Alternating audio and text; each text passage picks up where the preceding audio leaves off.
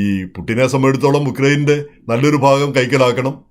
ഈ ട്രംപിനെ സംബന്ധിച്ചിടത്തോളം നോബൽ സമ്മാനം എന്ന് പറഞ്ഞ അദ്ദേഹം പിന്നെ അതാണ് ഒരു പ്രധാന ഒരു ഒബ്സഷനായി മാറിയിരിക്കുന്ന പോലെ തോന്നുന്നു.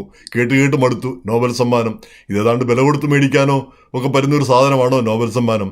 അതവർ എന്ന് മാത്രമല്ല ഇത് അത്ര കാര്യപ്പെട്ട കാര്യമാണോ? ഈ എത്രയോ പേർക്ക് കിട്ടിയിരിക്കുന്നു, അർഹിക്കുന്നവർക്കും അർഹിക്കാത്തവർക്കും കിട്ടിയിരിക്കുന്നു. ഇനി മഹാത്മാഗാന്ധി അടക്കമുള്ളവർക്ക് കിട്ടിയിട്ടുമില്ല. അതുകൊണ്ട് ഗാന്ധിജിക്ക് എന്തെങ്കിലും ഒരു കുറവ് വന്നതായിട്ട് ആരും കണക്കാക്കുന്നുമില്ല. അപ്പോൾ അങ്ങനെയുള്ളൊരു കാര്യത്തിന് വേണ്ടിയിട്ട് ഒരു ഒബ്സഷൻ ഉണ്ടാവുന്നത് തന്നെ ഖേദകരം. എന്തായാലും പുടിനെ പോലെ ഒരു വ്യക്തി, പുടിന് ഒരു മാച്ചല്ല. ഇപ്പം ആഗോള രംഗത്ത് പുടിൻ്റെ അത്രയും വലിയൊരു നേതാവില്ല എന്നാണ് നമ്മളിപ്പം മനസ്സിലാക്കേണ്ടിയിരിക്കുന്നത്. ഒരു പതിറ്റാണ്ടുകളായിട്ട് റഷ്യ പോലൊരു മഹാരാജ്യത്തെ അങ്ങേരുടെ കൈപ്പിടിയിൽ ഒതുക്കി വെച്ചിരിക്കുകയാണ്.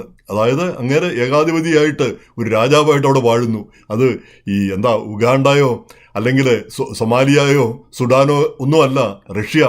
നമുക്കറിയാം, റഷ്യ എന്ന് പറഞ്ഞാൽ എത്രയോ പരിഷ്കൃതവും ഏറ്റവും പുരോഗമനപരമായ ഒരു രാജ്യം. ആ രാജ്യത്തെയാണ് കൈപ്പിടിയിൽ ഒതുക്കി വെച്ചിരിക്കുന്നത്, അങ്ങേരുടെ തറവാട്ട് സ്വത്ത് പോലെ.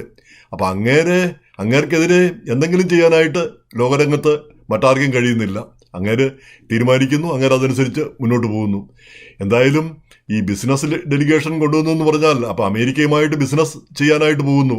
അപ്പോൾ ബിസിനസ് ചെയ്യാന്ന് പറഞ്ഞാൽ റഷ്യക്കെല്ലാം ഇപ്പോൾ പലവിധ ഉപരോധങ്ങളുണ്ട്. ഈ റഷ്യയിൽ നിന്ന് എണ്ണ വാങ്ങുന്ന ഇന്ത്യക്ക് വരെ ഉപരോധം, താരിഫൊക്കെ ഏർപ്പെടുത്തിയിരിക്കുകയാണ്.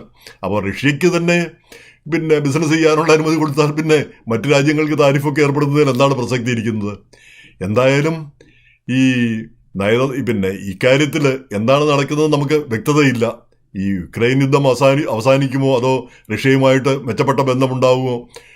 അതാണ് ഇപ്പം നോക്കിയിരിക്കുന്നത്. ഇപ്പം ഈ തുടക്കത്തിൽ തന്നെ ഈ ഒരു ചുവപ്പ് പരവതാനി വിരിച്ചാണ് പുടിനെ സ്വീകരിച്ചത്. ഒരു ഊഷ്മള ബന്ധം ഇരുവരും തമ്മിൽ, അമേരിക്കയും റഷ്യയും തമ്മിൽ ഒരു ഊഷ്മള ബന്ധമുള്ളതുപോലെ ആയിരുന്നു പെരുമാറ്റങ്ങളെല്ലാം.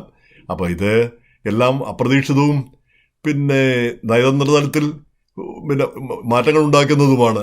എന്തായാലും നമ്മൾ കാത്തിരുന്ന് കാണേണ്ടതാണ്. അമേരിക്ക റഷ്യ ബന്ധത്തിൽ വലിയ മാറ്റങ്ങൾ ഉണ്ടാകുമ്പോൾ യൂറോപ്യൻ രാജ്യങ്ങൾ, ജർമ്മനി, ഫ്രാൻസ്, ബ്രിട്ടൻ, ഇവരുടെയൊക്കെ നിലപാടുകളാണ് പിന്നോക്കം പോകുന്നത്, പരാജയപ്പെടുന്നത്. കാരണം അമേരിക്കയ്ക്കൊപ്പമായിരുന്നു ഇവയെല്ലാം നിന്നിരുന്നത്. പക്ഷേ റഷ്യക്കെതിരെയും. പക്ഷേ അമേരിക്കയുടെ സപ്പോർട്ടില്ലാതെ ഈ യൂറോപ്യൻ രാജ്യങ്ങൾക്ക് റഷ്യയെ ഒന്നും ചെയ്യാനാവില്ല. കാരണം അമേരിക്കയുടെ പിന്തുണയും അമേരിക്കയുടെ സൈനിക ശക്തിയും സാമ്പത്തിക ശക്തിയുമാണ് യൂറോപ്യൻ രാജ്യങ്ങൾക്ക് ബലമായി നിന്നത്.